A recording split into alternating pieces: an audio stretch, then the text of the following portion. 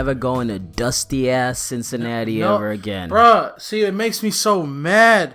Tell me why. I meant to text you this too. Within 24 hours, I was clear, of coming back. Oh, clear. Yeah. Oh yeah, man. I know. No legit, tissues, no nothing, no. I have no allergies or no issues like that, or I've yet to be gone to the doctor and they officially told me, yeah, you're allergic to this or that.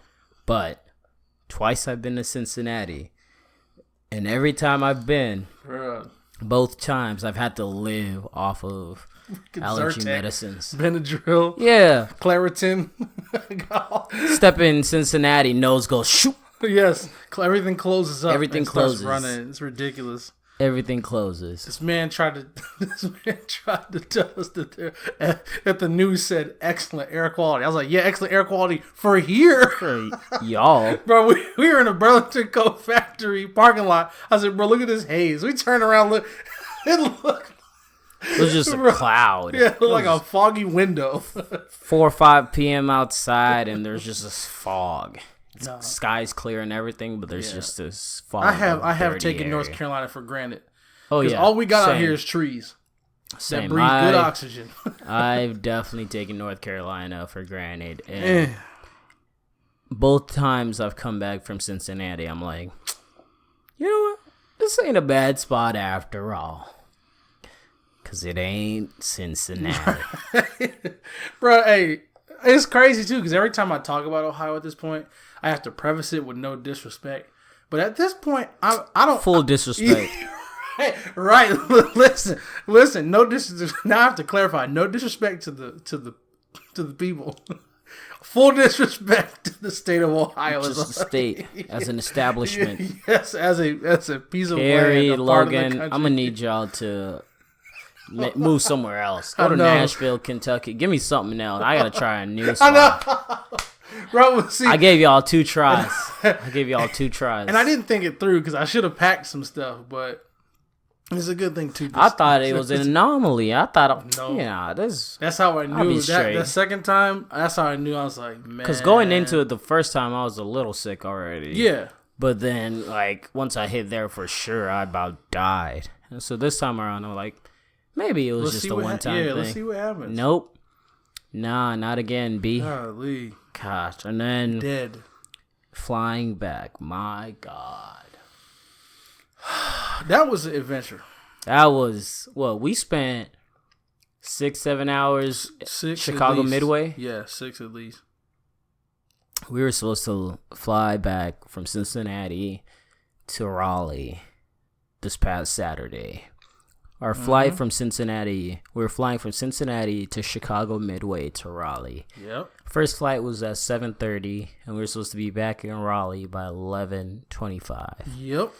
Tell me why we got back to Raleigh at 7:30 p.m. Bruh.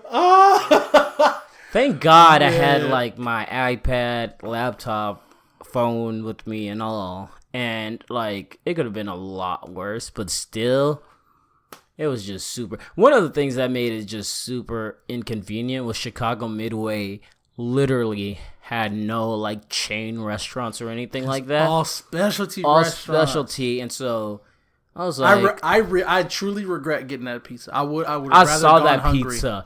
It looks so sad. I didn't want to say anything because you already made the purchase. No, it's one thing that looks sad, bro. It's one thing that looks sad because I never told you this. And I'm not exaggerating. And it wasn't just the experience. It took me a whole pizza because I was like, is it just the experience? Is it because I'm ticked off right now and we're not getting to where we're getting to? When I tell you it was the worst pizza I've ever had, I'm telling you, I've never been more ticked off. $12, y'all. $12, y'all, on the 8-inch personal pan pizza. It was, oh my gosh, bro. It looked like a school lunch pizza. Oh, circular, bro. Small circular. Yes. And and the rest of Chicago should be ashamed because y'all supposed to be known for y'all's types of pizza, all right? and y'all Midway came through with the garbage, bro. The garbage. It's like they took all the extra stuff from the oven and the pans and they put it together and decided to make a pizza out of that. That's literally. I was pissed. Yeah, when you came up with that pizza, I was like, "Oh yeah, no, I got some snacks over here." You said lunch. This is when I knew for sure. I'd been thinking about it. I was like, "This might have been a mistake." When I got to you and you said, "How much was that?" Literally, that was the moment I was like, "This was a mistake.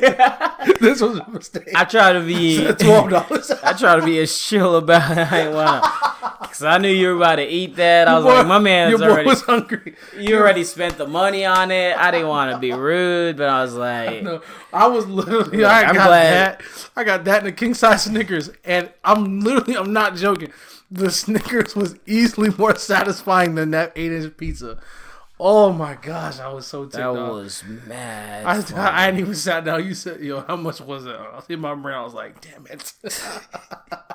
It was $12, bro. Hey, God. But we got a $200 flight voucher out. Oh yeah, that's paying for one of us. That's solid. Yeah. You can get somewhere solid with that. What's funny is not even indirectly, it directly led me to buying tickets to 49ers coming to DC on the 20th of October. Oh, you about to go? And we're going. So the reason why I even looked up those tickets was because I was looking up flights to DC. Number one, never driven to DC, so I didn't know how close it was.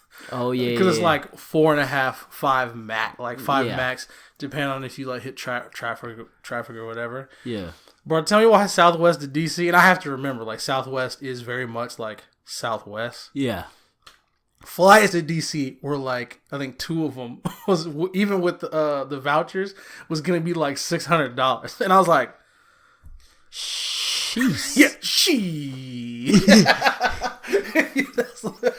So when I looked up tickets, I was like, dang, bro, let me look up like how far the trip is, and it was like super late at night with no traffic. And it said 4 hours and 15 minutes, and I was like, oh, we're driving. Yeah. We're driving. So I am gonna struggle to find a flight worth using the vouchers on, because a lot of those Southwest flights are expensive because RU doesn't have as many of them. Yeah, so, no, those there's like some specialty, because like you got to search for the want to get away prices, because those are where it's those you are, can find some for 200, 300 round trip. I think that's where I found when I flew to either California. I've flown a couple times Southwest with the want to get away, and it's like Southwest, like minus this previous experience, which it was just one of those like, I mean, faulty system in the plane. Yeah, faulty system. It wasn't like they were slacking. Yeah, it's just one of those things that happens. Glad they caught it before we took off, boy.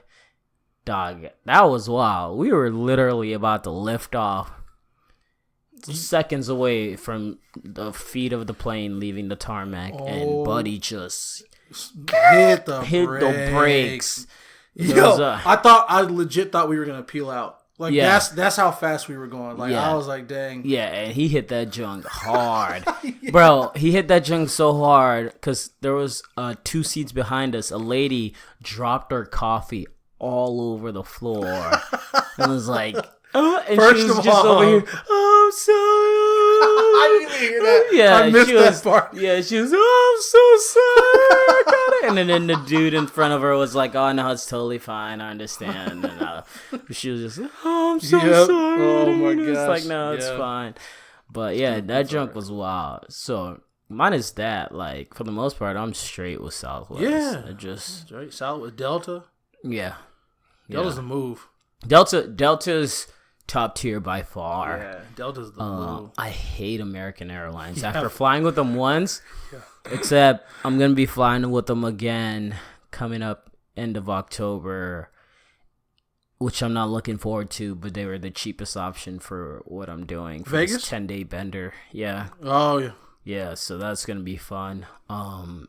But, yeah, no, I'm basically, well, I got to figure out, because for Miami, or we're going on a cruise in January, and me and Fred were planning to fly.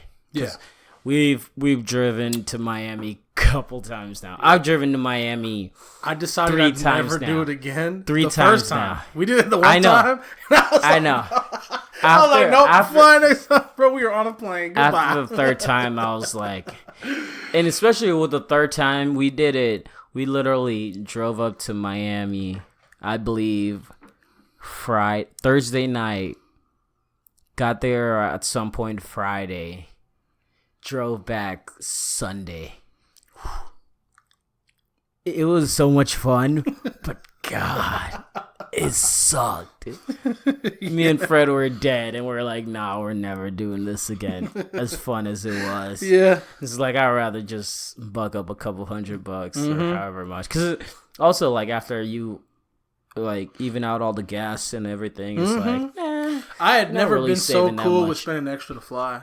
Yeah. That second time down to Miami to get to the port of Miami because the airport's right there. Yeah. Just took a little lift from the airport to the port. But yeah, that joint, man, we did it one time and I was like, nope. No, it's rough. It's rough. Because the second, last in December when I did it for, actually, how many times have I done it now? Whoa. I think I've done that drive 4 times now. Because we did it. I did it on the first cruise. I did it on the second cruise. Yeah, so that's 2. I did on the third cruise where we went last December with the boys.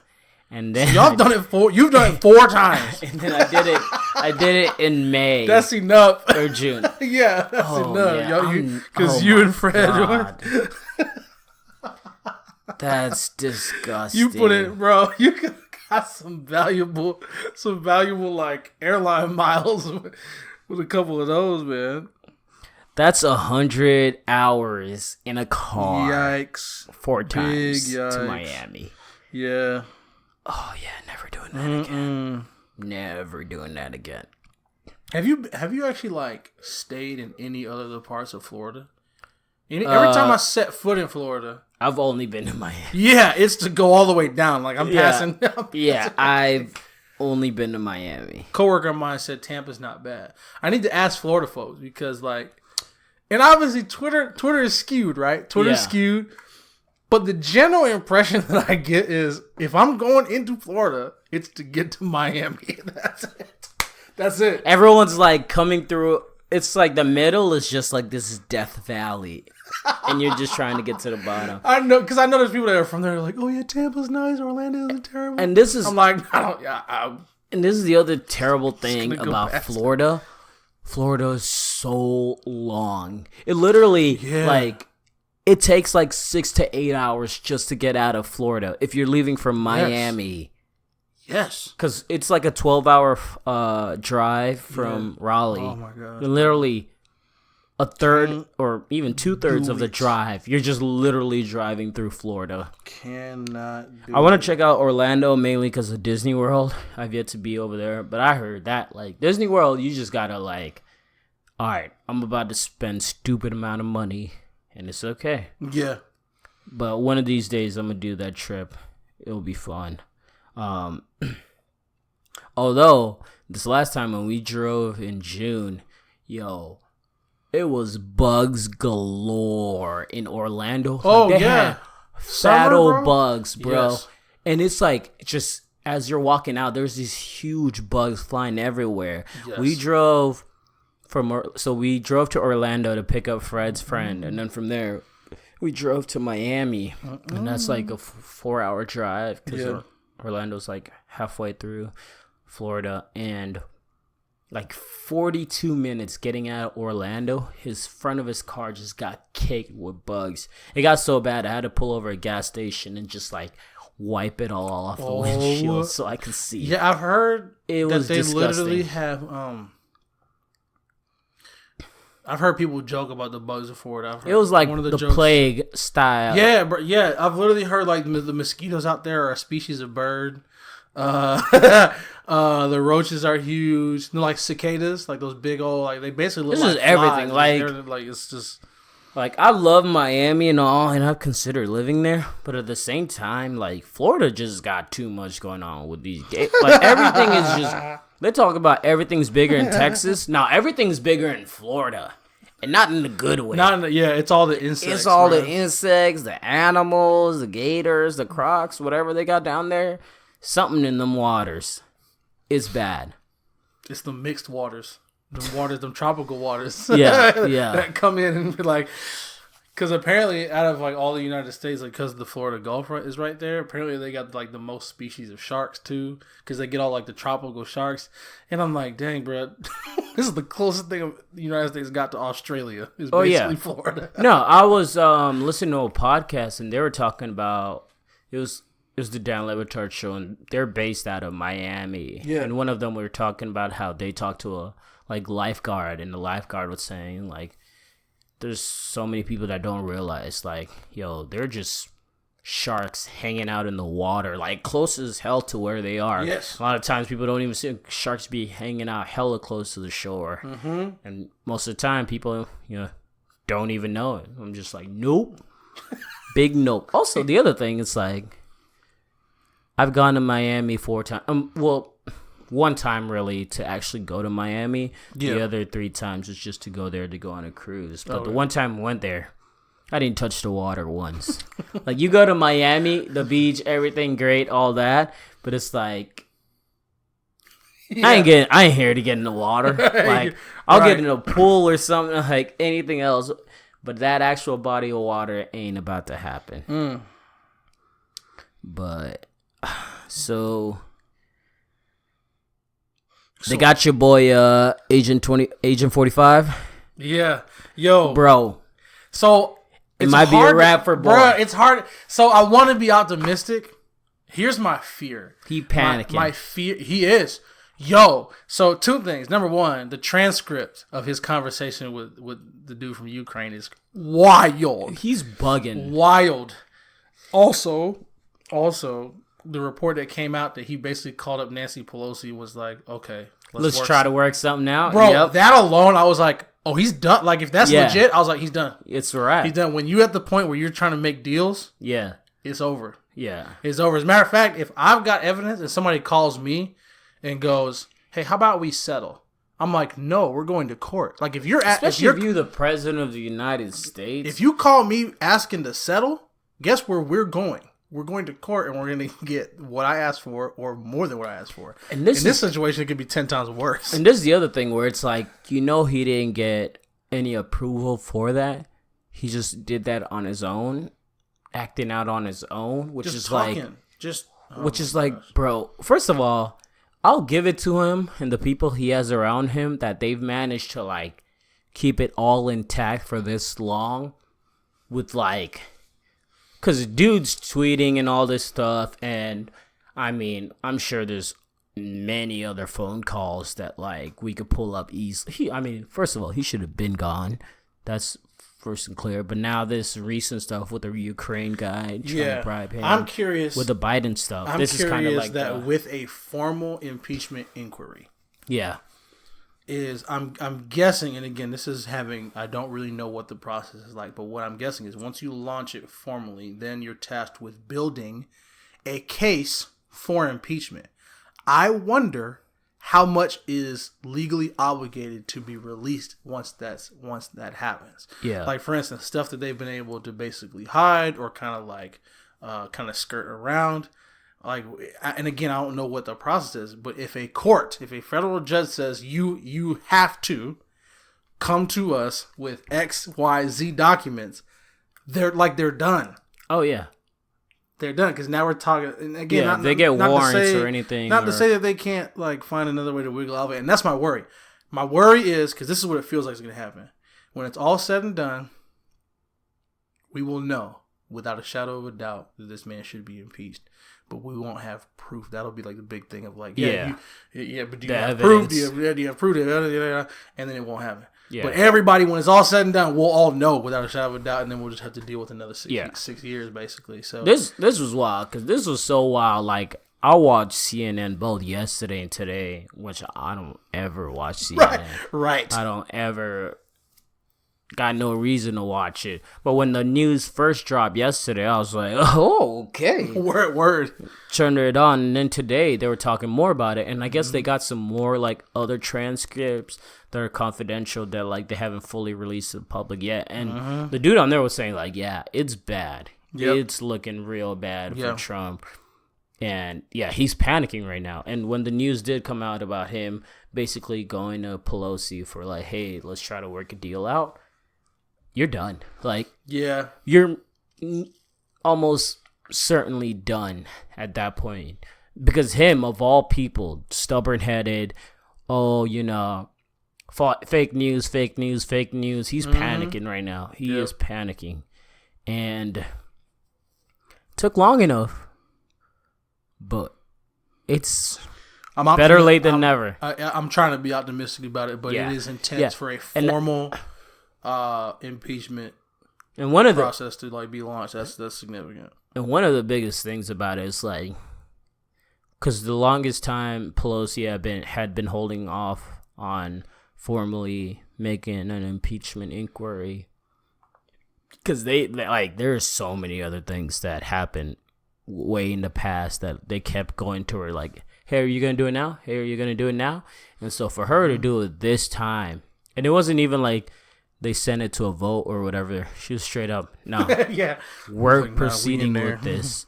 Like you just have like based off everything else that's happened, and she had so many other opportunities where she could have gone forward with it, but to go for it with it now. This is basically like the icing on the cake they were waiting for. They're like, oh yeah, this is what we need to officially make it happen. So, but yeah, like you said though, if he manages to get out of this, it's a wrap. Well, and what's crazy is you can't attempt it a second time unless he does something new, like. But it's just kind of wild because like. Yeah, I'm trying to be optimistic about it because my thing is if we hadn't like, there's been enough to impeach the dude already. Yeah. So, but it's all been like reports and like he said, she said, and like all this stuff, and that's all it's ever been. We've always known this dude was impeachment worthy, but it's just been a matter of actually having evidence, which is what is encouraging about this whole situation. Because if you bother to launch it.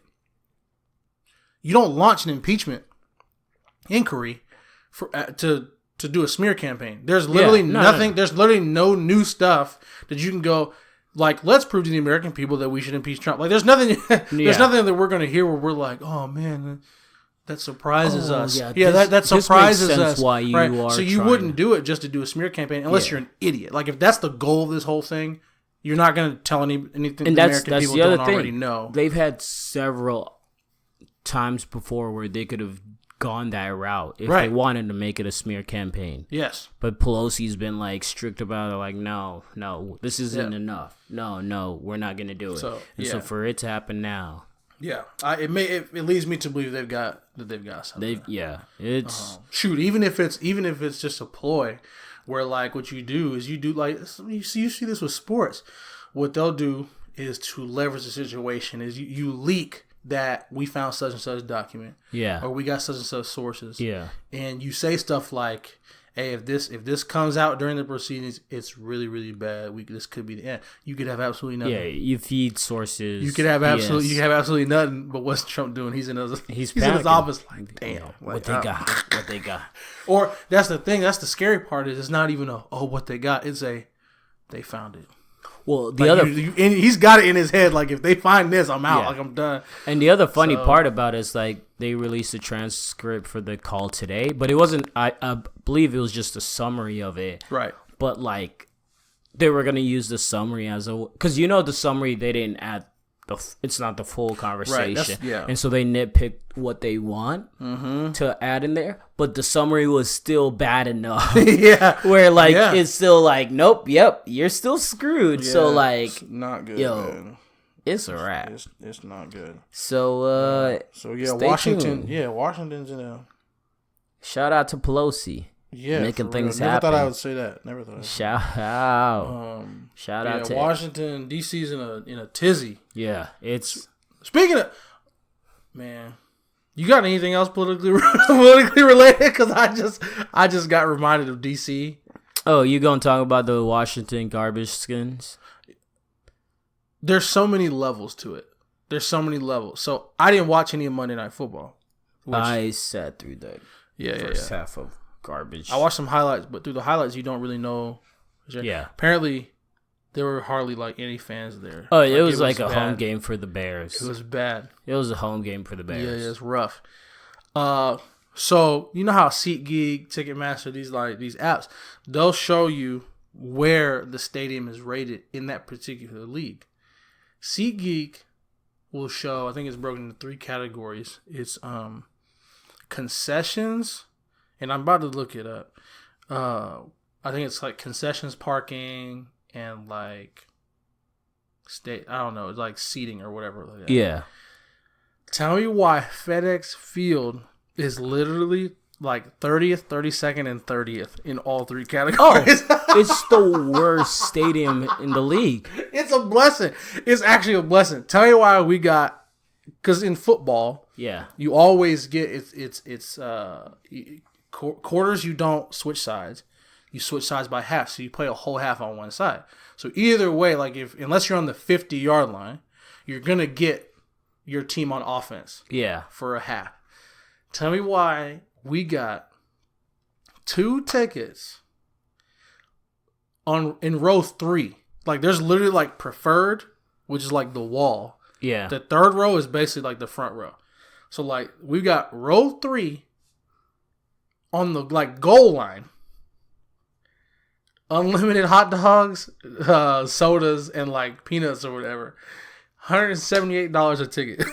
For this game. And bro, I'm like, I just remember the Patriots are playing them in 2 weeks. I'm looking at the tickets right now. Bro, I'm about to go up there for cheap. a day. They're cheap. The cheapest ticket, I looked it up, you can get in the stadium for like $25. Bro, I'm about to. It is so bad. Thanks for saying that, because I totally forgot we played. Yes, now I realized, I was like, yo, now that I know it's close, I'm finna go to a 49ers game every year.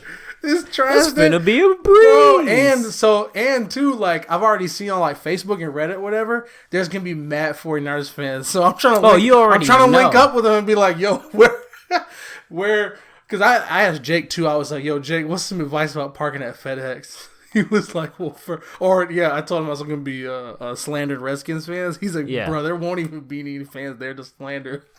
I'm like, yo, it's sad. I was hyped up to like get into some trash talk. Then I realized I probably won't be getting trash talking yourself. Yeah, that's right. Or I won't be getting into it. I say all this now and watch us lose. I'm gonna be so ticked off. Yeah, no, but we're going to DC on the 20th, and their stadium, bro. I was like, yo, that is crazy. I might have to come through here to see the Niners play. I'm heated because the Panthers play the Niners this year.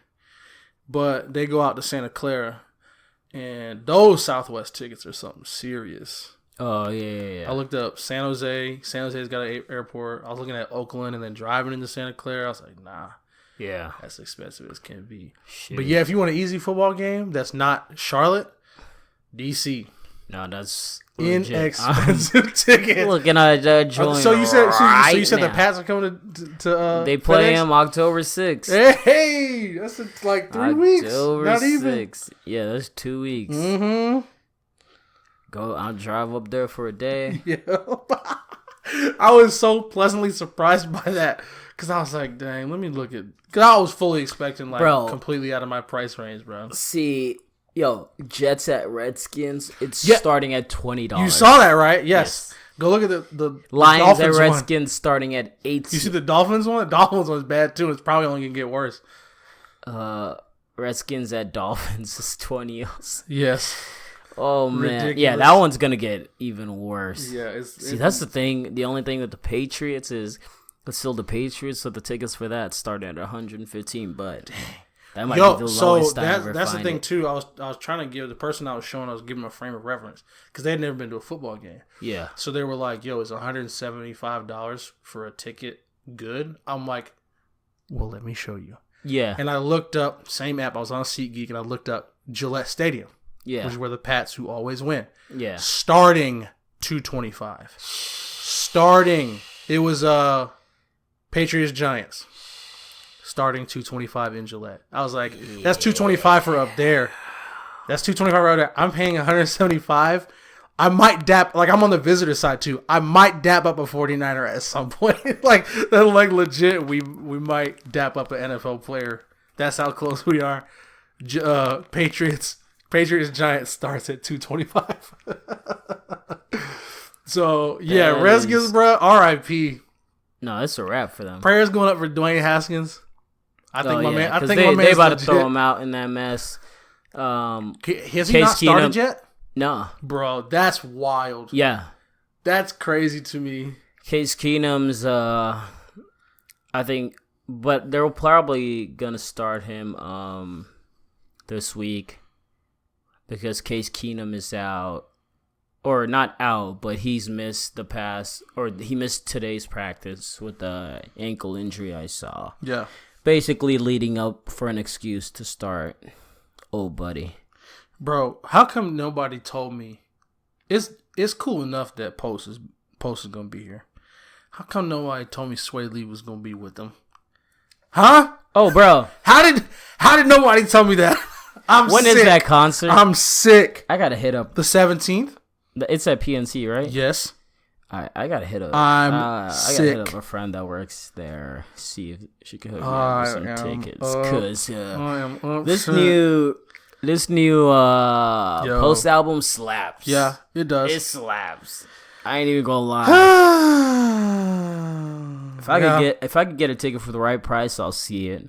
I'm low key like, there's a few shows I want to see right now, but with like the 2 festivals I'm about to go to in a little over a month now, I'm like, look, I just gotta make it through this next few weeks, and then it's about to be wild. Oh yeah. But shoot, might have to make a day trip up to Washington. Yup. Word, dog. Speaking of football, we're gonna do a quick short football segment. It's been a weird season start. First of all, we're losing QBs left and right. Yo, it's actually kind of worrisome. Breeze is out. Big Ben is out. Sam Darnold got the kissing disease. Foles. Yeah, the kissing disease. Foles, God, that man. Like 2-3 plays, he was dead. Yeah. Who else? Yo, to the point where, like, especially this last game against Pittsburgh, and Jimmy's a wild animal, bro. He does not care. It's actually one of the reasons why he got hurt, because he wanted to lower his shoulder on a DB. Every time he is in the pocket, and he's a master in the pocket. Like, I'm like, how did they force Bill Belichick to get rid of this dude? Because this dude would have been absolutely perfect to take over for Tom. Yeah. His pocket presence is insane, but he does not care about getting hit. And they're saying his offensive linemen actually say he likes getting hit. Every time he gets hit, I'm like, please just no. Yeah. Please just go down. Because we're losing quarterbacks like crazy. I don't know, left and right. It's bad. It's wild out in these streets. I just need Tom and Aaron and like Lamar Jackson and Patty to be safe. Like all of the guys. I want all of them to be safe. But like, man. Because like, first of all, minus the Saints Texans game, minus the Chiefs Baltimore game, and I think there might be 1 or 2 other games, like the Cardinals and Lions went to OT week 1, but I wasn't watching that garbage. There's only been like 3-4 games that have been actually really good, close games. Yeah. Other games have been blowouts. Like, Patriots right now are in preseason. Patriots are just preseason football right now. Yeah. It was so bad this past game. They had to let the Jets score 2 touchdowns. Their point difference would be, it's already stupid. First of all, I would have loved to have been in that locker room after that game because, Bill Belichick would have ripped it to the... Because at that point, we're playing our third string dudes. Yeah. You knew it was bad when we pulled Tom Brady from the game in the fourth. Like he didn't play the fourth quarter. Basically, didn't play all the fourth quarter. I know. My tickets already went up $25. I bought them yesterday. Let's go. Yeah. I would have probably gotten mine. Row 3, bro. Row 3. I'm gonna keep a lookout. Yeah, keep it. Yeah, and I'm glad I figured this out because I might have to go to one every year now. As long as y'all doo-doo and y'all got that doo-doo stadium, thank you, because that means my ticket price is going to be going down, down, down. Your boy might really flex. If the 49ers come out here this year, your boy might have to go to 2 games. But yeah, they've literally, I looked at them because I was like, dang, my row is already at 201 and I paid 173, I think. Yeah. That's crazy. Yeah. And the other thing, because I think there's 8 teams that are undefeated right now. So we have the Patriots, Chiefs, Niners, who else hasn't lost yet? Cowboys haven't lost yet. Green Bay hasn't lost yet. Yeah. There's 2 more teams. Yeah. Can't remember.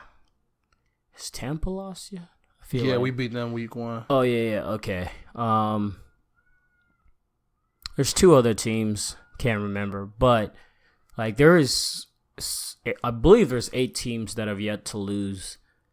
Oh, Cardinals technically because they tied week 1. Did they really? Or not Cardinals, the Lions. The Lions are technically undefeated because they tied week 1, and then there's one other team. But for the most part, like I know the Patriots, the Chiefs are good. I'm still not sure about the other teams.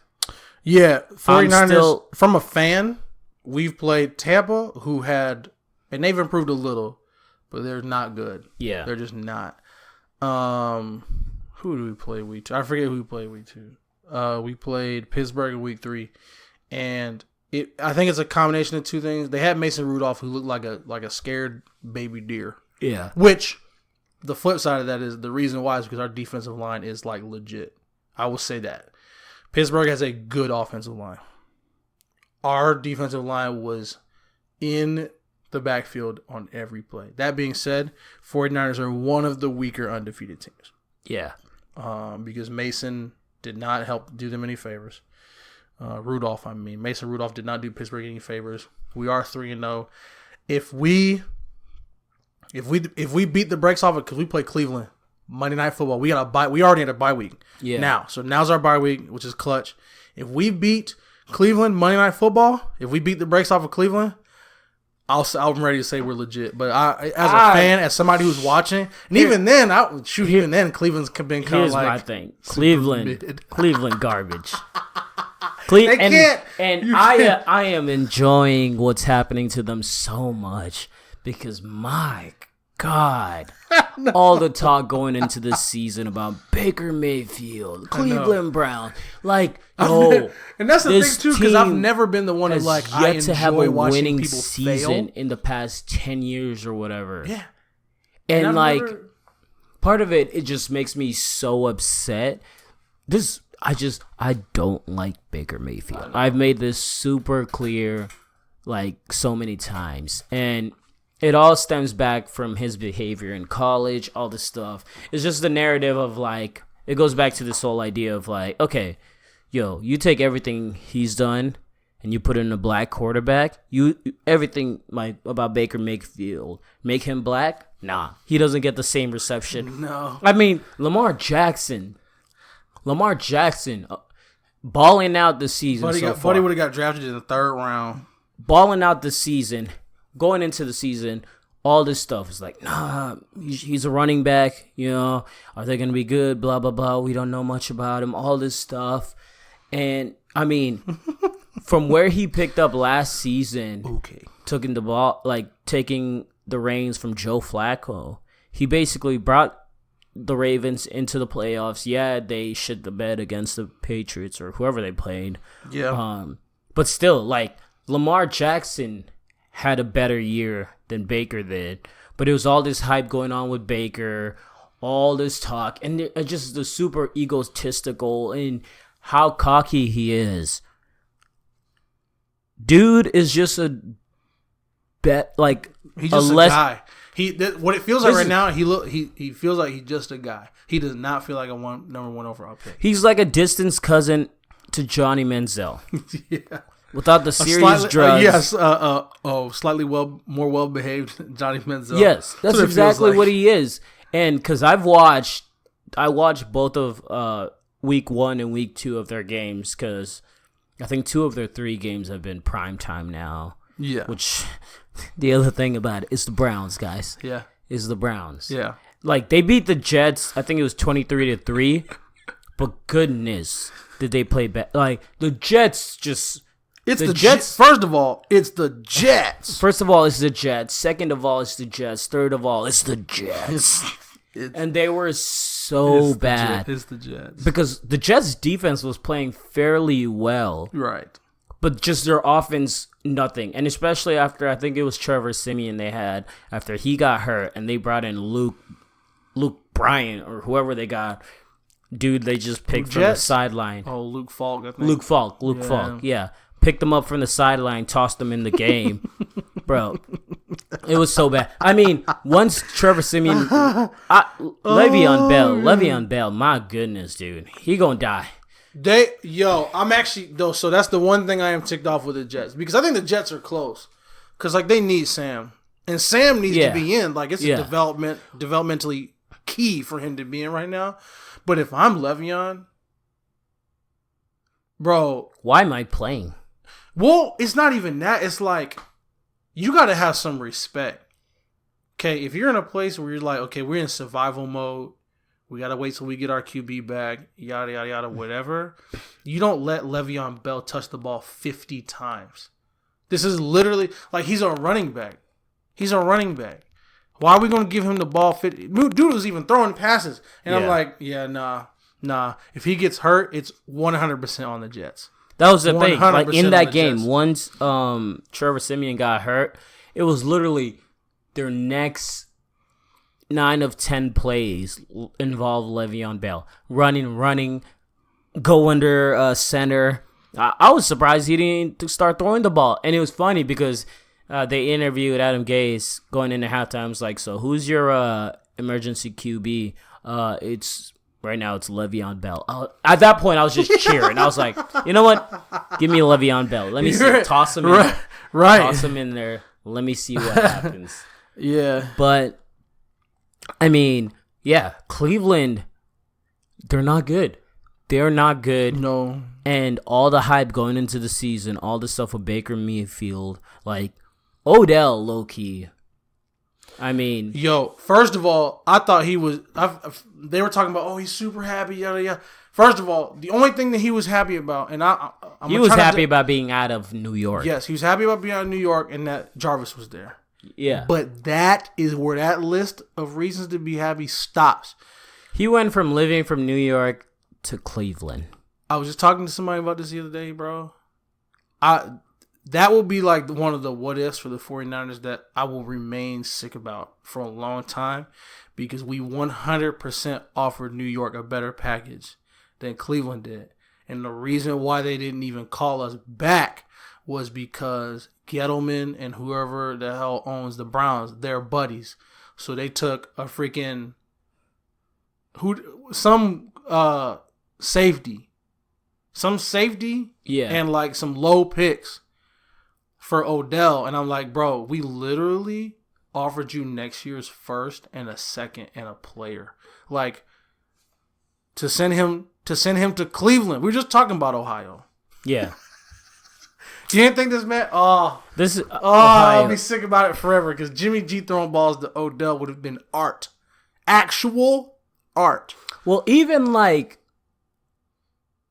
because if I'm Odell, I'm more upset. Odell didn't request a trade or anything like that. Giants last season just got tired of him. Extended him. Yes. They said we weren't going to move him or anything. The person that should be most upset should be Daniel Jones, because Daniel Jones is like, it would have been nice to have Odell about now to toss to. Like, Daniel Jones had a great first game. but dude's got no receivers right now. Yeah. I mean, do they have Sterling hasn't taken off yet. Their best receiver is Evan Ingram. Sterling Shepard was good. Somebody's serving like a 4-game suspension. I forgot who that is. No idea. Somebody tore their ACL like first day of training camp, and then other person. I'm lining Saquon at receiver, and shoot, Saquon's out. Forgot about that. Breaks my heart, bro. Yeah, and we all knew Saquon was gonna get hurt when he got drafted. Didn't we though? When he got drafted, we were like. To go to this trash team, like, why? But especially this season, where it was just like, oh, y'all got nothing going for y'all. Oh my god, this man about to get 30 carries a game, especially after the rookie season. He about to wear down. I hope he re-ups on his. I hope he gets a big contract like in the next year or so, because my god, they're gonna run him down. Well, he's gonna ask for it. That's what's so crazy now, especially running. Oh yeah, after what happened with Ezekiel and Melvin Gordon's already coming back from injury, and it's what which he just he's going to be reporting tomorrow. Yeah, but that's the thing with Melvin Gordon. Like, I understand that running backs are expendable. Yeah, the 49ers are putting out Matt Breida. He's averaging like 6.5 yards a carry. Like, he is killing folks right now. Yeah, who's ever heard of Matt Breida outside of fantasy people and 49ers fans? Like, nobody. Nobody's heard of Matt Breida. He's an undrafted dude out of Georgia Southern. Yeah, like. We know that running backs are expendable. And yes, we recognize that talents like Melvin Gordon, like Le'Veon Bell, Todd Gurley, like guys who have recovered from injury, Saquon Barkley, we understand that those are like talents that are a tier above. But like, it sucks for running backs out here right now because teams are really kind of like, oh, I could draft somebody in the 6th round. Yeah. I mean, look at the Patriots. Patriots have one. Don't ever own a Patriots running back in fantasy because it's almost the same with the receivers. Receivers is fairly close. Like, it became a problem once we added Antonio Brown, but now that he's gone, it's fairly back to like, okay, like I could start Josh Gordon and he's going to be getting his catches. You could start Julian. He's going to be getting his buckets. And Philip Dorsett's balling out right now. But like the Patriots, I mean, we got Rex Burkhead, we got Sony Michel, we got James White. Yeah. And then we have like 2-3 other running backs that we use. And it's like, man, flip a coin. It might be Sony Michel this week. It might be some dude we just picked off the streets next week. Their running back situation is always wild. And I think Patriots are one of the biggest reasons, like, running back. You're seeing the downfall of running backs in the league because it's just like, look, y'all are expendable. Find somebody. Y'all are super and this is expendable. where like I've been very impressed with Shanahan.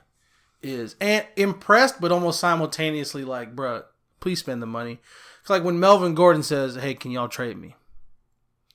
Or inevitably when I think about some of these guys next year who are going to get drafted high. When they go, hey, I want out or whatever. 49ers aren't going to be that type of team to go, yeah, we're not going to not only trade for a guy, but then pay him $10 million a year. Yeah. And the reason why it is because teams are learning. They're like, get somebody who can run my scheme.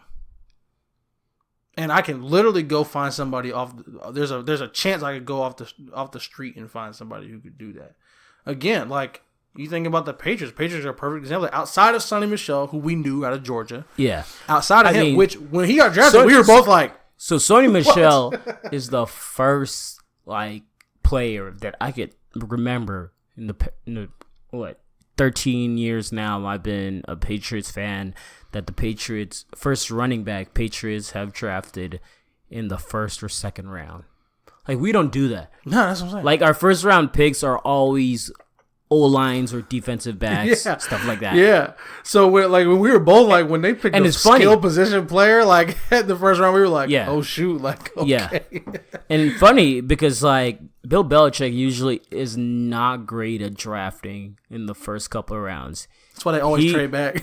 That's why we always trade back. That's why we always give players off and we're like, yeah, we'll take your 5th round pick. Yeah, we'll take your 4th round pick. Mm-hmm. You know, like he's much better scouting there. Yeah.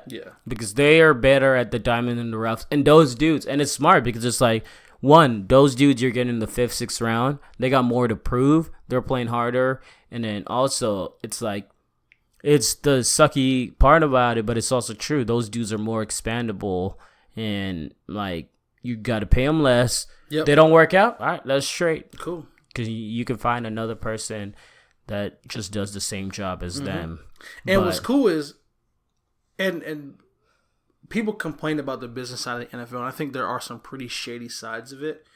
But and this is where Bill Belichick is so smart with this too, and he don't care. Like, example, Malcolm Butler. Malcolm Butler gets a game-winning interception, right? He wants a new contract. The Patriots don't sign him to the new contract. Ain't no disrespect to Malcolm Butler. And it's not taking any money away from Malcolm Butler because Malcolm Butler got paid by the Titans. Yep. It wasn't like he wasn't getting paid. Yeah. It was just that Bill Belichick was like, I'm done with you. Yeah, I got some more guys that can do that and probably do it better because Gilmore's good. Yeah. Gilmore's darn good. Oh, Gilmore. Like McCourty is like ageless. Like, I don't know, both of them. I'm like, dang, do y'all age like at all? Yeah. But yeah, they've always been like that. And I have because it's always, you want to do the Madden thing where it's like, oh, if we can get Odell, let's get him. If we can get, like, Jalen Ramsey, like being a fan of a team who just lost one of their starting corners, I'm like, make the effing call. Like, make the call, please. Like, Jalen Ramsey next to Richard Sherman, like, would be stupid, right?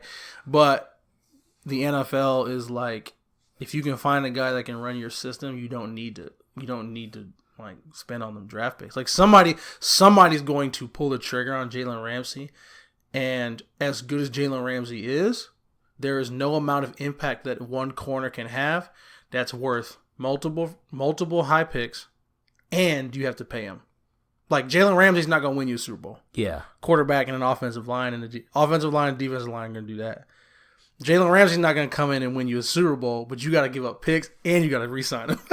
Yep. You know, so I get it, but I wish it was Madden. And the Jalen Ramsey thing is interesting because Jalen Ramsey is like, yeah, he needs to get paid, but the problem with them is the front office, the person that's there, is old Tom Coughlin. Old 1900s Tom Coughlin. 1900s. 1900s. Why Tom Coughlin is still in football makes no sense. Part of it is this, like. So what is this? Is he the GM? Is he director of player personnel? GM. Like, okay, he's GM. So that's one of the huge issues with that. And I just saw something. Apparently, like his daughters. Apparently, Jalen Ramsey is about to have a baby, so he's flying to Nashville. I just saw the news report. Oh, okay. So he's basically out. They're counting him out for this next week also. Pretty sure they held him at practice today, too. Everything is working towards he's about to be out of there. Because I saw reports where they said he's basically cleared his locker. Oh, wow. I mean, and I heard they held him at practice either yesterday or today. Yeah. And I was like, oh, yeah. And they said it was a back thing, but I was like, he's out of there. Yes, yeah. But, and, like, I don't blame him for that. One of it, you had to endure 2 years of Blake Bortles when you guys had the best defense in the league. But your coaches, your front office, people that run your team were so stupid where they were like, no, we're just going to stick out with this dude named Blake Bortles. Like, the game where we beat them in the playoffs, the Patriots beat them a couple of years ago. Bro, their defense was working us. And Blake Bortles played well the first 2 quarters. And then the coaches got more scared of their own QB. And they basically like, dude, we don't trust our QB at all. Let's run the ball. Or let's do these short dump passes and stuff. And Patriots were like, oh, all right. Like, this is the game you're going to play. And we just fed off them, destroyed them. And after that game, that whole defense was so upset. They were interviewing him about him. And, like, I would love to just, down the line, getting that whole defense to give their opinion on Blake Bortles. Because you know them dudes was like, yeah, bro, we had this sorry-ass dude out here. We doing our work and stuff, and he ain't doing nothing on his end. They waited a year too long.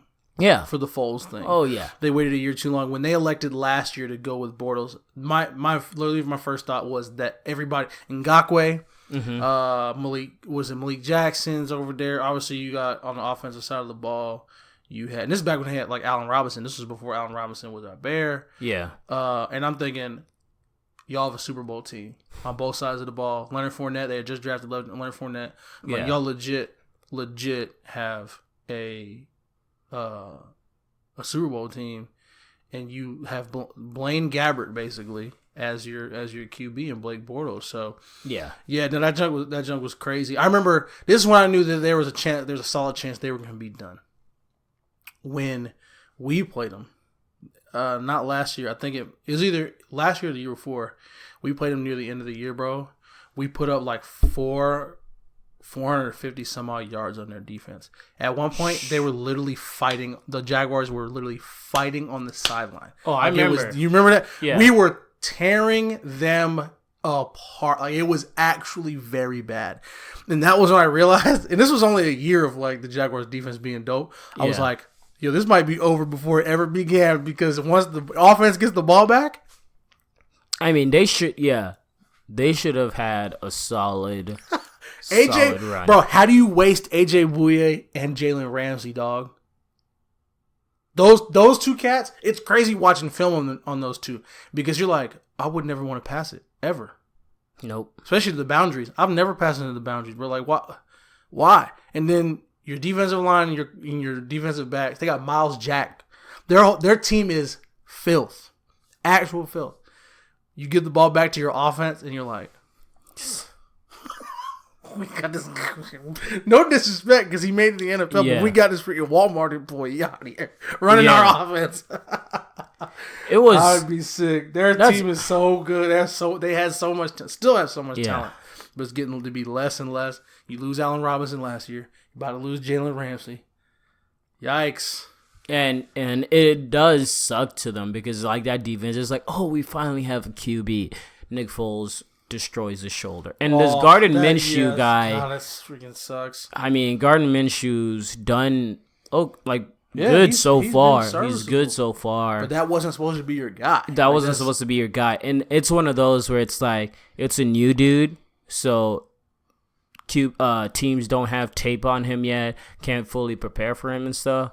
But it'll be interesting. I mean, it'll be interesting in the next couple of weeks or so once we start, like, they start playing some actual. Because I think who they played last week? They played Tennessee Titans, which the Titans just give that team up. Give the Tennessee Titans to Alaska or just a Seattle. Hawaii or something.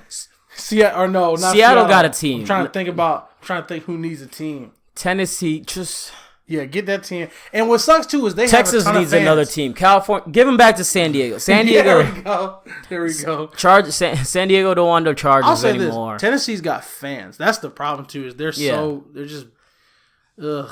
But they're just the most like bipolar team, because it was like what they worked the Browns week 1, and then next week they lost badly too. That was satisfying though, because Baker Mayfield was like, "Yo, our receiver course should be salad." Oh yeah, no, that was great. Yeah, because I forgot who it was. Who was their tight end? Tennessee's, where it was like, we knew who they were. I don't know why y'all thought they were gonna do well. Was it Delaney Walker? Delaney Walker, yes, that's my guy, bro. Delaney 49er, Walker played with Vernon Davis. Ultimate flex. We knew who they were, and I was like, thank you, sir. Thank you. Thank you. Thank you. Y'all thought I was excited that Odell won the Cleveland? They won 6 games last season. No. They won a combined, not even 10 games in the past 3 seasons. Look, I'm not going to front and act like I thought Cleveland Browns were going to be trash. What my words were, I remember this. We said this on the podcast. I didn't think they were, but I was hoping. What I said was they've got a ton of talent, but what I said was they will go as Baker goes. Yeah. And I actually got to go back and find the episode, because I believe what I said was, and no matter how much talent they have, for some reason, all in the back of my mind, to me, they will always be the Cleveland Browns. Yep. That's what I said. Like, I knew they had a Browns ton of going talent. Browns. You got Myles Garrett, bro. You got Denzel. You want to talk about feeling sorry for cats? Myles Garrett, Denzel Ward, Odell, Jarvis. How long do you think our Jarvis Landry going to stand getting 3 catches a game? How long do you think he's going to stand that, bro? Yeah. That junk is crazy. Could you imagine living in a world where you daydream about having Ryan Tannehill as your quarterback again? Bro, at least Leno was getting 7-8 catches. Browns had one of the greatest offensive linemen in Joe Thomas, who was still in his prime, Hall of Famer, and they forced that man to retire. After dude dealt with back-to-back I'm pretty sure 0-16 seasons. Yeah, he was there for all of it. And all of it. Dude, you know how broken of a man you gotta be. He was just like, I don't need to deal with this anymore. Well, I think he was fine. It was just that with anybody, like you can only take that for so long. Yeah, that's what I'm saying. It's like the Calvin Johnson effect, where it's like, why am I gonna keep putting myself through this? That interview was crazy, bro. That interview it's just wild. That interview was crazy, and it made a lot of us sad because everybody who was not a Detroit Lions fan, we all knew, wanted him gone. They were like, matter of fact, when he re-signed his contract, it was like 2013 or 14. There was like the entire NFL was like just a collective groan. Was like, why would you sign a 5-year with them? Like, and he's just mad loyal. And those guys, man, the NFL doesn't pay you for loyalty, man. No, they don't. You see what's happening to Julio right now. Julio, one of the most loyal dudes I've ever seen. Look what's happening. I said this 2 seasons ago. I've been said this. No. I've been said this. If I ever see Matt Ryan in public, I'm gonna fight him. Yeah, bro. Matt Ryan. And what's his name? Dan Quinn, the head coach. Every time they hire every time they hire an offensive coordinator, I want to fight the whole organization. I grieve for that man so much. And it's because right now, I have Matt Ryan and Julio in fantasy, and so that's part of my anger and disgust towards Matt Ryan. But I've been feeling that way since the past 3 seasons. The Super Bowl, at least. Yeah. I know all of Atlanta just sick and disgusted with that man after the Super Bowl. Yep. But for me, I'm just like, bro, Julio, you a good man. Yes. Because I would have fought Matt Ryan by now. He is a better man than most of us. And it's because he loves Atlanta. And that's the thing too. You have a dope city. Oh, dude. And you have a football team that is on all levels letting you down. Yeah. All levels. Yes, Kyle Shanahan was always going to get a head coaching job. And as a fan, but if that's I'm understanding why. The man's a wizard. He's one of the best play callers I've ever seen. He's one of the best player callers I've ever seen. So I understand he would eventually have left Atlanta anyway. But even then, it's to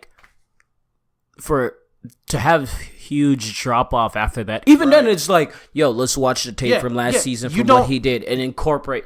Kyle Shanahan's not going to be the reason we all of a sudden go, hey, you know what we should do? We should pass the ball to Julio less. That's not because the offensive coordinator leaves. That's just I don't understand it because it's so stupid. It's so you've got one of the when he's on when the ball is going his direction, top 3. Might not even be 2 or 3 when the ball's going in his direction. DeAndre Hopkins is one of those guys.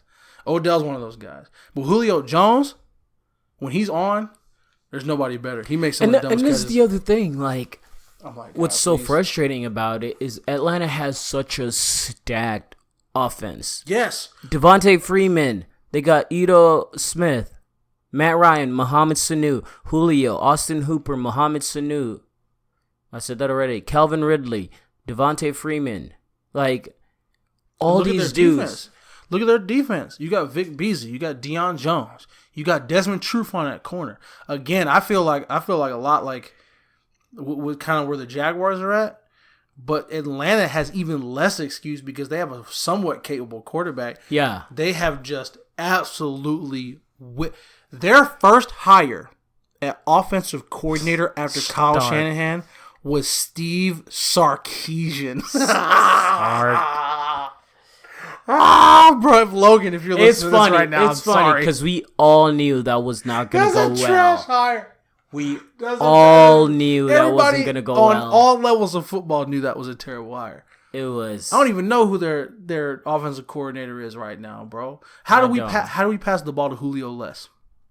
It's literally just throw it in his vicinity and something. And because the other thing is with Calvin Ridley, with Mohamed Sanu also on the field, they can only double team Julio for Calvin so really long. Doesn't know what he's in for, and people like the old heads and like and purists and traditionalists are upset because it's like, oh, it's becoming the NBA. First of all, the NFL should have been like this.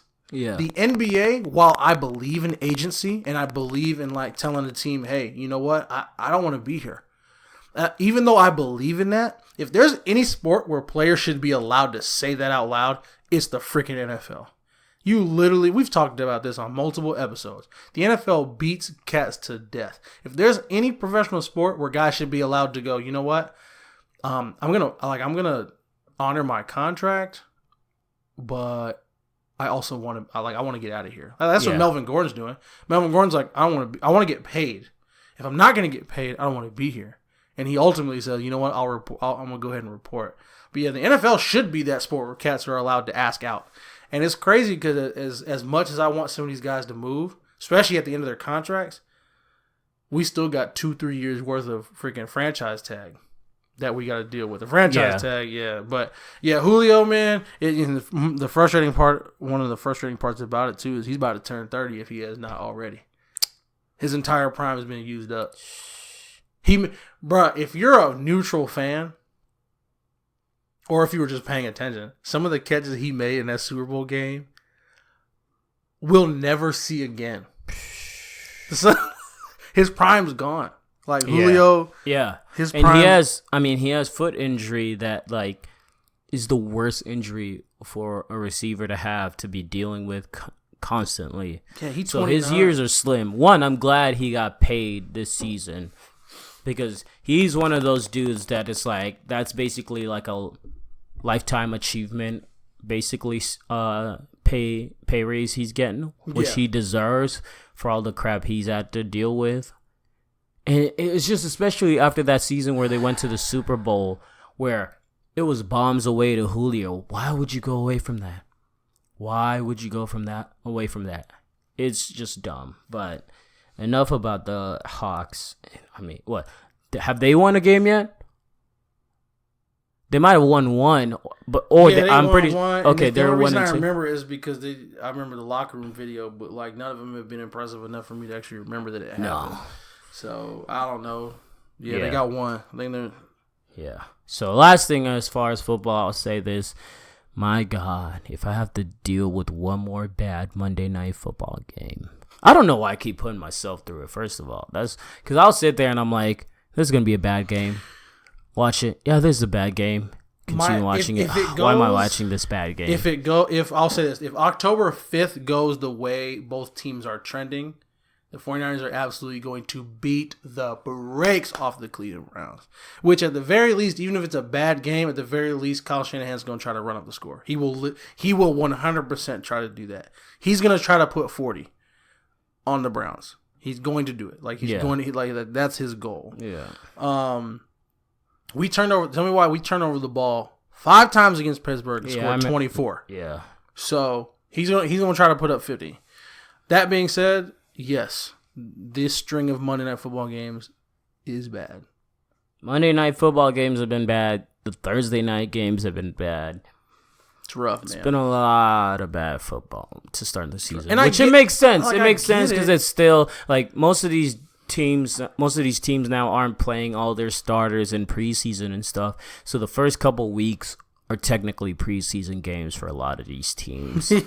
Just, knocking off the dust and all. And once these teams start hitting the midseason stride, there's going to be a lot more closer games. Once you get more of the division games, it's going to be a lot better. But it's been a rough start. And also with all the injuries and stuff, it's been rough. But it'll be there's star safeties out for this season. I forgot about that. Keanu Neal's done. Yeah. Goodness. All right, keeping it moving. So I wanted to talk about this. So Kanye West's Sunday service. So when are we gonna start like calling it for whatever it is? Because it's super blasphemous. Yeah. It is. It misguided at best. blasphemous at worst. Yeah. And part of the issue I've had with it, because he started basically taking it on the road now, hitting different cities with it, and I think he's performing it at churches and stuff. And all the videos I've seen of it, it's just of people like they're singing praise songs and all this, and he's doing super cool stuff with these all like praise worship songs, gospel songs. But it's like very clear these people are celebrating Kanye in a very like coming of the savior type of way. Whew, and it's just, it feels super weird. And especially remembering like not even a year ago where that dude was at with all the stuff he had going on with all the Trump stuff and all that is just like now we're here at this point. Dude's basically started this Sunday service thing. Cool concept and all. Cool idea and all. But just now I think it's quickly gotten out of hand. And it's quickly gotten. Now he's dropping an album soon that's like. Yeah, what it feels like. Around that. What it feels like is it's like they sat in a room and he asked the people around him, what can I do that won't get slandered? Yeah. And somebody said gospel. Because you can't slander gospel music. No. That is the unslanderable thing in the black community. Yeah. You cannot, like, it just doesn't happen. You can, like, poke fun at cats. Because, like, we poke fun at the culture all the time. But you don't slander gospel music. That's just, it don't matter where you come up. Like, that's just kind of not a thing.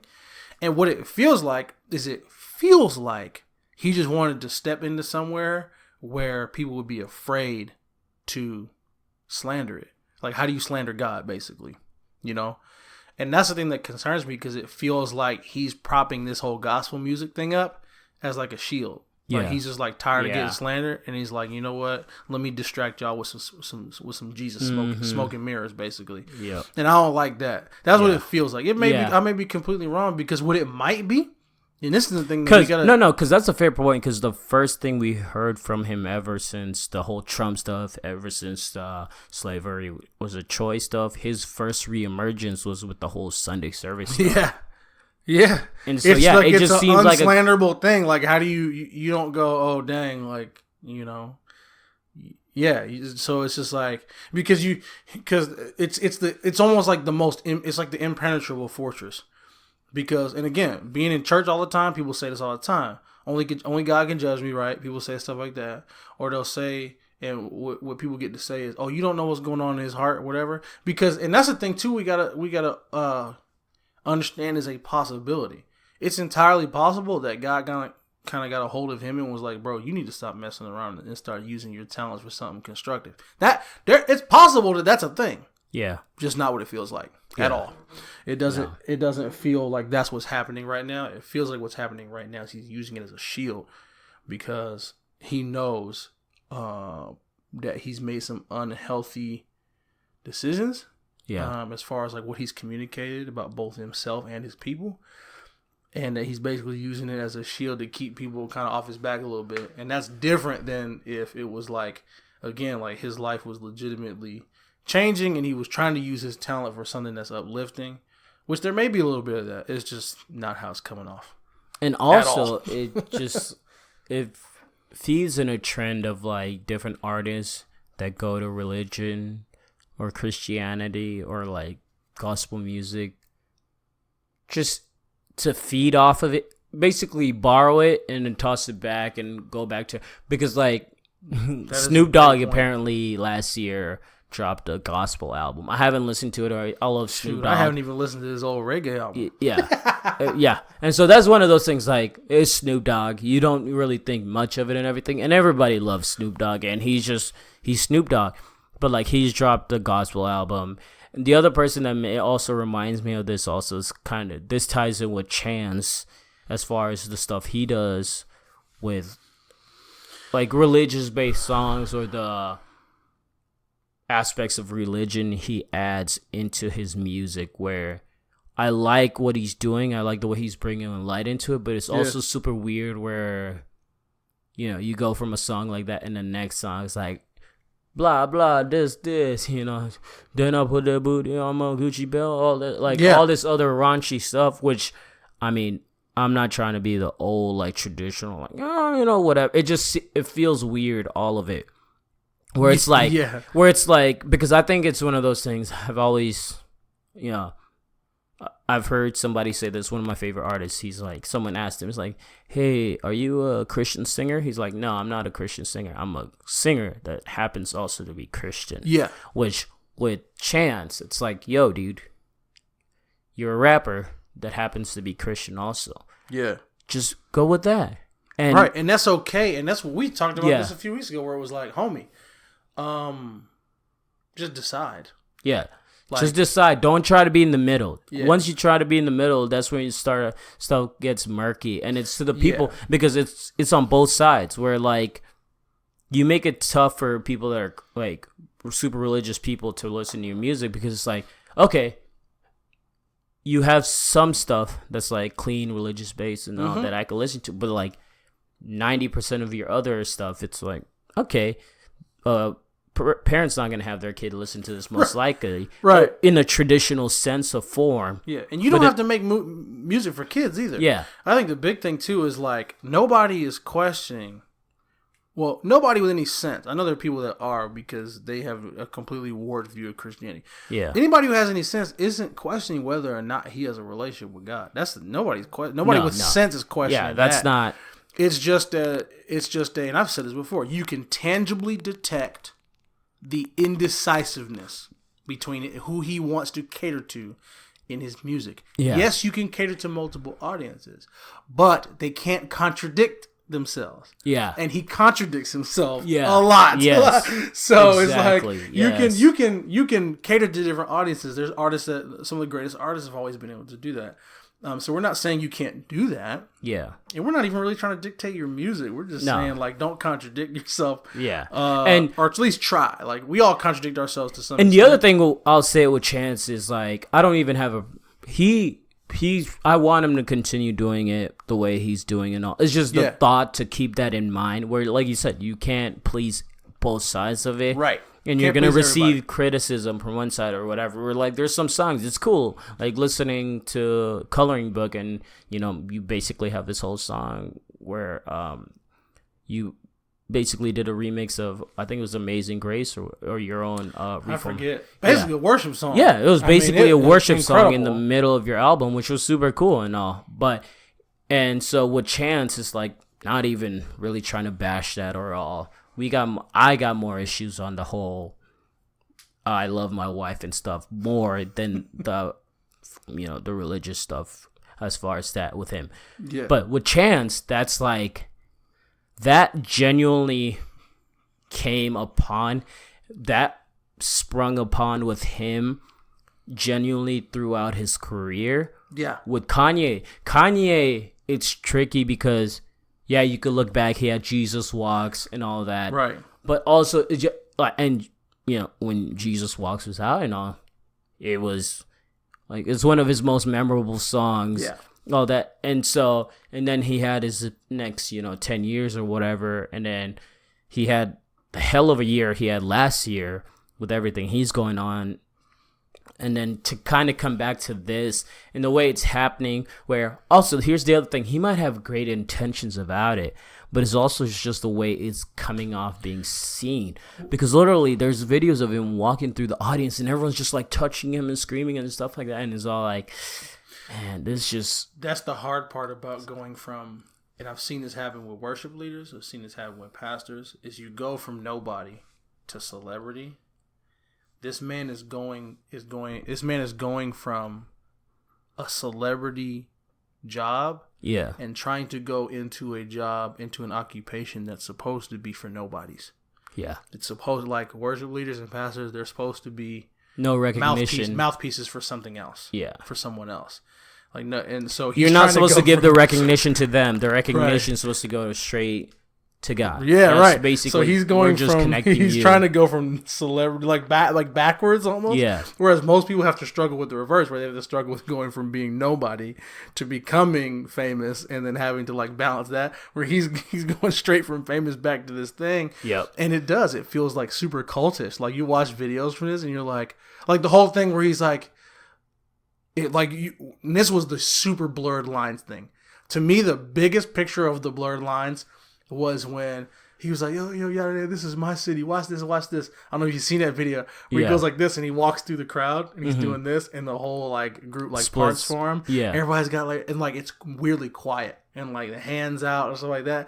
I'm like, that's the weird blend where you're like, this feels like a cult leader. Like he feels like a cult leader. Yeah, exactly. Which might not even be his intention, but what I can tell very clearly is he has, and we've been saying this for about a year. You can tell he has the poorest counsel, and like just a bunch. He doesn't have the right people. Yeah, and he does not have the right. It's bad. Advisors it's actually around him. Really bad. Yeah. And this is, I say all this to say we want it to be successful. Like we want it to be purely successful. We want it to be able to encourage people and uplift people and do all that stuff. Because God knows, like, since I was a kid, I've listened to Kanye's music and thought to myself, dang, what could this man do if he was doing it for the right reasons? I've said that for more than a decade, almost 2 decades now. So, yeah, it is. It's weird, man. It's weird, and there's lines that get blurred there, and there are moments where you're just like, I don't know. And there's people on Twitter that have been like, yeah, yo, can we start talking about how like wrong this is? Like, people like, that's the thing. Like, yes. I see all the videos of it on Twitter and all, and yeah, I've seen several people where a lot of people are praising it and stuff, and a lot, and it's the two different sides of it. Where one, like all the people that I'm seeing that are praising it and stuff, it's like, oh my God, I love Kanye. Oh my God, I want to see this live it's all because of Kanye, and it's like, okay. If he's doing this Sunday service stuff, based around Christianity, based around the gospel music, and that part of it may be like he's incorporating. I don't know. I haven't fully seen a Sunday service to be able to properly critique it, but just from what is being put out there, what we're hearing, what we know about the album he's about to drop, all of it is, hey, this is very heavily religious based. Yeah. They're out here singing gospel music. He's basically doing renditions of gospel songs. Yeah. And he has a gospel choir with him. Right. So this is what we know. But all y'all are excited about is Kanye. You're not excited about, the product and the connection where it's like, what gospel song? It's worship. It's worship music. But instead of worshiping, instead of listening to it as worship music and worshiping God, you're worshiping Kanye. Right. And what's crazy too is anybody who's been in church knows that a good worship song grabs you. Yeah. Even if it doesn't grab you spiritually, it'll grab you emotionally. And the thing, you're focused on the song, the words of the song. You're not focused on the person that's singing it or the people singing it. The thing that worries me is people are getting all of the emotions and the upliftingness of the uplifting nature of the worship song, and they get none of what it's actually supposed to be. So people are getting all dialed up, and you get to this high point, you get like super high, right? And there's literally nothing up there. Yeah. And that's the thing that like super worries me, because I'm like, yo, you're using this powerful tool to get people like revved up. And because that's the thing, like everybody's got a spirit, like everybody, and when you can toy with it, and when you use that kind of music, you get that revved up, and it starts searching for what it's supposed to have, and it's like you got the people revved up, like what's always ticked me off, the Yankee Candle sugar cookie candle. Yeah. I feel like it's like that. You walk into a house and it smells like freshly baked cookies. Yeah. And you're like, yo, what is this hype. Cookies, bro? Hide this cookies. Hype. There are no cookies in this house. There's just a burning candle. I'm swinging on. Those are the worst. Like those cinnamon rolls flavored. No, bro. Don't tease me with that. I got the biggest sweet tooth. If I walk in your house, it smells like cinnamon rolls or fresh baked cookies. There ain't no fresh baked cookies in there. And that's what's crazy. And that's what I feel like these Sunday services either have been or can the potential of being, where you walk into a place and it literally whets your appetite. Like you're hungry for more. You're hungry for something. It makes you hungry. And then you leave worse off than when you came in. Because it was like, yeah, I was encouraged. Yeah, I smelled. I was able to experience something. But ultimately, I didn't get to eat. Which shoot, that happens in people who actually claim to have churches too. Like it's a real thing. Mm-hmm. So that's what I do worry about. Like like the whole sugar, the birthday cake. Oh man, the birthday cake candle. I would be so pissed off. The sugar cookie candle. But that's what it feels like, and I hope that. I do hope that there is something going on inside him where it's like, hey, how do I pursue? And that's why I talk about him having bad counsel. Because say if there is like inside him, there's I know I should be going this direction. There's nobody around him. Or if he has like actual like nobody giving him good advice. Well, that's what because he's friends with Kirk Franklin. There's other worship gospel leaders that are mingling with him and all. Somebody's got to sit him aside. Because his inner circle is not... Yeah. is not it. Yeah. It's just not it. But part of it, I mean, to him, this could be exactly how he wanted to play out. Mm-hmm. Yeah, and after the whole Trump... Because if nobody's talking about the Trump stuff. Nobody's talking about the 400 years of slave stuff. Well, it's like that video I sent you. It's not even over... It hasn't even been over a year yet. No, Matt sent it to us. The video Matt sent to us with every time Kanye gets drug on Twitter, and it's that dude playing the keys, and I'm like, that's what it is. Like he gets roasted, or the cancel culture comes out, and he knows that his brand is taking a hit. So what does he do? He just drops some dope music live and like distracts everybody with that. And that's why I said what I said in the beginning, where it feels like he's using gospel music and the whole environment and the tone of that to kind of like shield himself from all the Trump stuff and all the slander. But yeah, that junk, I will say this, in it as a whole, I'm not comfortable with it. Like it makes me feel uncomfortable. So just be mindful of that as the album drops. Yeah, use your brain. And I mean, just it's a weird. Well, because there's a very high chance it's extremely quality music. Oh, it's probably going to be like the concept is super cool. Yeah, and Kanye is one of the best producers ever. music wise ever. Like he's going to make this super dope. Like we all assume so. It's just more of the idea of like, hey, make sure you're praising. Like if you are actually religious, or if you actually are going about it as it is gospel music, if it is truly gospel music, make sure you're worshiping the guy up there, not the guy down here. Right. He should just be the connection between you and the dude up there, but like you shouldn't even see him. Yeah, you should. The goal. You should be looking past him. Yeah, that's exactly the goal.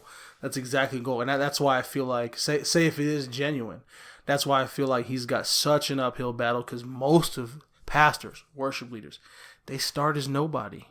Like, could you imagine? Like, oh my gosh. So, like, and it's a perfect example of how difficult it is and how even if you wanted to, you can't control the narrative. Did you hear the story about Justin Bieber leading worship? No. Bro. Oh, at a festival? I remember. He led worship at either a church or some festival or whatever. And you could be 110% genuine in your intent. Yeah. Because even though he's got stuff going on, I like you know You know God's working in his life. He's just still, like with everybody else, he still goes through the push and pull. Yeah. But you hear him talk about it, he doesn't mince words about his faith at all. He doesn't mince words about what God's done in his life at all. Mm-hmm. But I wouldn't say tried, he led worship somewhere in the last few weeks. It was like the spectrum of people who decided to talk about it was wild, because on the one hand you had people who were just full of grace and were like, yo, that's dope, that's super cool, yada yada yada, and then there are people who were like, yo, he did, like, he's fake, he was doing it to try to like cater to the Christian audience, yada yada yada, all this stuff. It was a money move, or it was a publicity move, yada yada yada. There is nothing Kanye's going to be able to do to stop that from happening. Yeah, because it's already started. Most people, again, pastors, worship leaders, they usually go from nobody to celebrity. These cats are trying to dip their toes into an occupation, already having been celebrities for something totally different. So it's gonna be tough. If that's what y'all want to do, that's gonna be the challenge. Yeah, because that criticism's gonna come with it. Because we know you for My Dark Twisted Fantasy. Okay, that's what we know you for. We don't know you for worship. We don't know you for preaching. We know you from Watch the Throne. Like, that's what we know you from. Yeah. So. And even some other artists have started like coming at Kanye about it. I mean, T.I. recently slammed Kanye's Sunday service because, like, yeah, I mean, same issues that we were just talking about. Yeah. So it's soon gonna like keep spreading to that, and there's gonna be people that see through the noise of it. And it's like, yeah, that's cool. This might be a great album and all, but let's get back to you. Are you good, dude? Yeah. Where are you at? Yeah. Where are you at? Because we didn't forget about past. No, it just feels like a diversion. Yeah, it's a diversion. It is. Great point. Yeah. But I mean, I had one other thing. I guess, I'm gonna get into this. The people at Boston Dynamics. If you guys don't know, Boston Dynamics, God, yeah. They're technology robot company. You've probably seen this video going around Twitter and wherever else. It's like they've been building these robots. And the recent video they came out, the robot was out here on some Simone Biles shit, doing flips. It was why? Like, robot was out here doing front flips, doing all these kicks, doing this floor routine basically, and we're dead. Let me explain. We're gonna die. Anything that has ever had use on a battlefield has been used on a battlefield.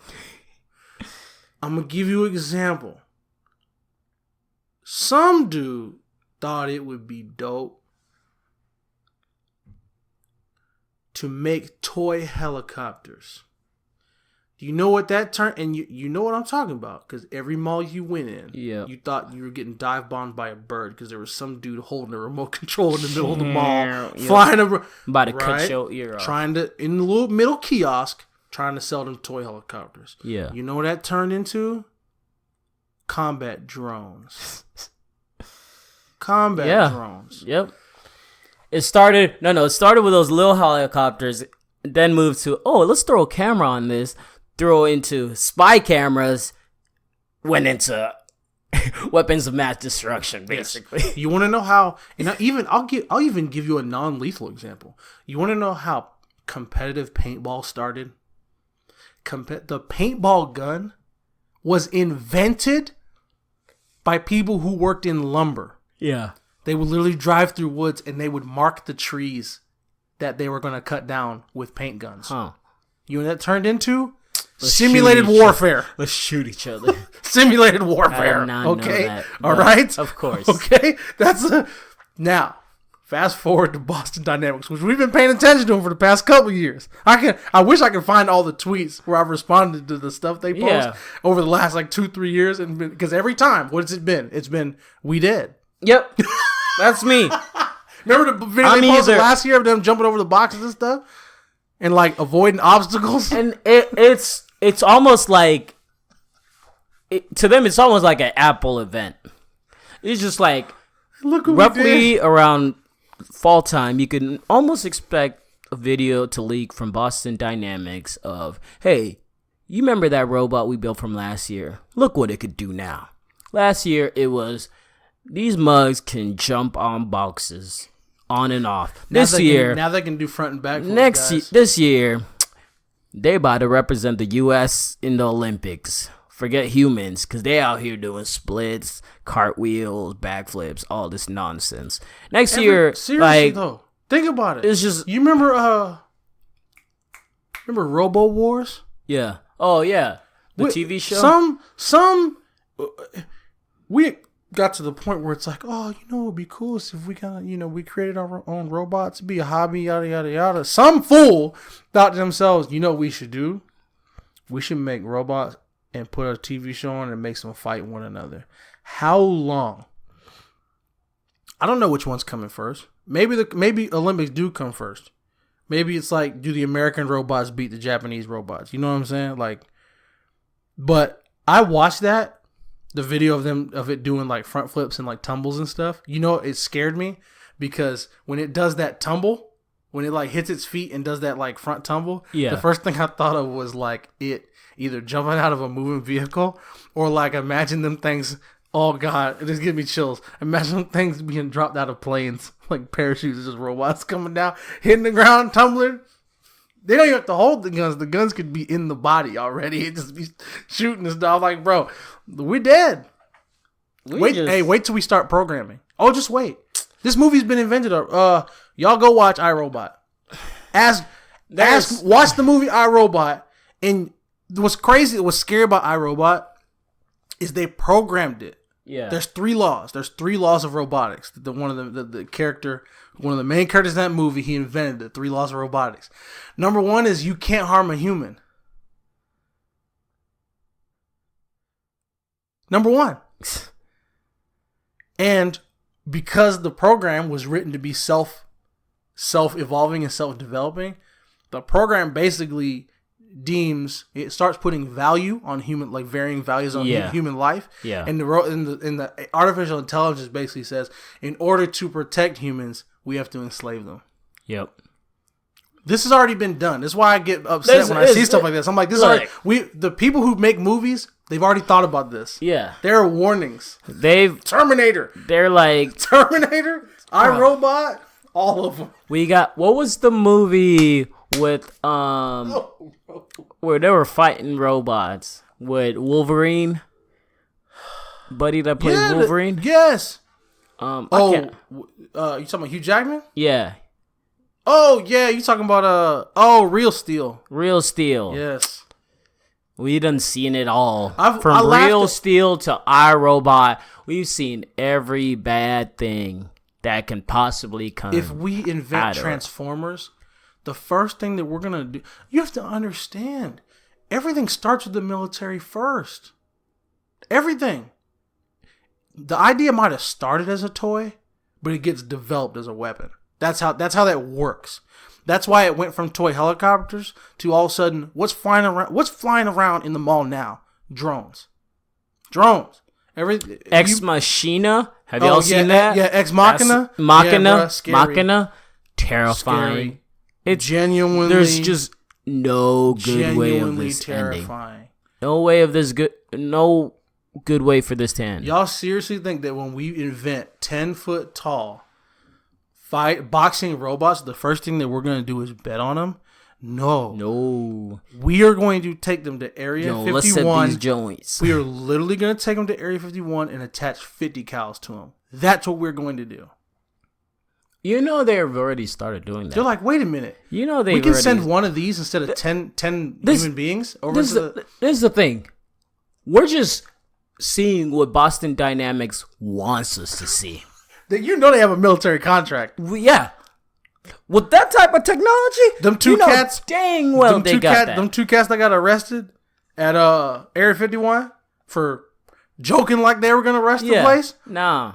What do you think they were gonna see when they got there? They were gonna see that stuff. You know, Boston Dynamics just ain't out there. This is downtime for them. Let's see if we can make these joints do some cartwheels. You know, they checked with United States Navy first. They're like, "Hey, can we put this on Twitter?" Yep. Yeah, you can put that one on Twitter, but don't put the training videos. Don't put the robots going through the obstacle courses with gun running. See, I'm too paranoid. Like, you know, them iRobot vacuums or whatever, them little circular vacuums that are supposed to clean without you having to do anything. The answer to the question, every question relating those things is no. I don't even trust them things. You know, they got a camera, a sensor in it, so they can see where they're going. Somebody monitoring that camera. Somebody hacked into the Roomba camera. And it reminded me of that because I was sitting there when we were in Cincinnati when we went to that Indian buffet place. Yes. And on that TV where they kept showing the dang same infomercial for that. Over and over. Yeah, and over for that robot. Yeah, it wasn't the Roomba. It was some other one. Yeah, it's like a new one. And they were trying to say it was better than the Roomba. Yeah. And this thing was like super advanced. It like basically knows it hits every quarters of the room and then it goes back and it parks itself and all. And I was like, this is super cool. I don't need this in my life though. Nuh-uh. Right. Can't trust these joints. Right. They too advanced. This ain't right. Okay, you got a big house, fine. Okay, I understand. But you got to give me a really big house where I'm not just going to get me a Swiffer. A Swiffer and a broom, dog. Like oh my god. If you got that big of a house, you can afford to buy a cleaner. I'd rather come in here, clean my house. That's good. But y'all stay safe out in these streets, man. Boston Dynamics. Somebody got to stop them. But finna get on out of here. Culture Discourse Podcast once again.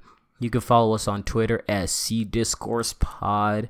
And we've been talking about, a blog site coming soon. And we're real close to launching that soon. So keep a lookout for that. Like we said, next step in all this, me and Lindell both enjoy writing.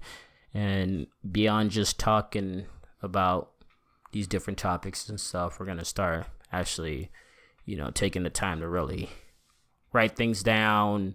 Facts. And get a little more intellectual with it.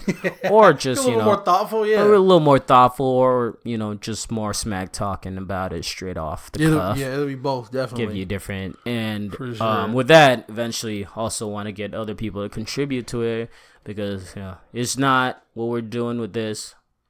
This is something like we started and we enjoy it, but we love having people on the podcast and also want to get eventually people contributing with the blog also. Yep. That way we have a variety of perspectives, variety of people chiming in with different topics, because, we like our particular favorite sports and music and whatever, but hey, somebody might have something else dope to talk about. And if it's worthwhile, we'll definitely post it up on there. So keep a lookout for that. But Culture Discourse Podcast on this side, it's your boy Ben. Hey, what's up? It is Lindell. And we've had a blast. Oh yeah. Follow your boy on Twitter at Thundercat Felix. Why Thundercat Felix? Don't worry about it. Mind your own business. I like how you get just a touch hostile every time you say why Thundercat Felix. Mind your own business. Don't even worry about it. Stop being a narc. Too many narcs out in these streets. You can follow me at Top Speed Chase on Instagram and Chase Actually on Twitter. Super active on Twitter. Honestly, I'm on Instagram just for the content. I don't really post my own stuff. So Chase Actually on Twitter. Hit us up. C Discourse Pod on Twitter as well. Yeah, hit us up. But we've had a blast. If you've listened to this point, you are a real one. For reals. You are a shout real out one. to all the real ones. But we got to get the heck up out of here. Your boy got to eat. I'm hungry. Yeah. All right. Catch y'all next week. We out.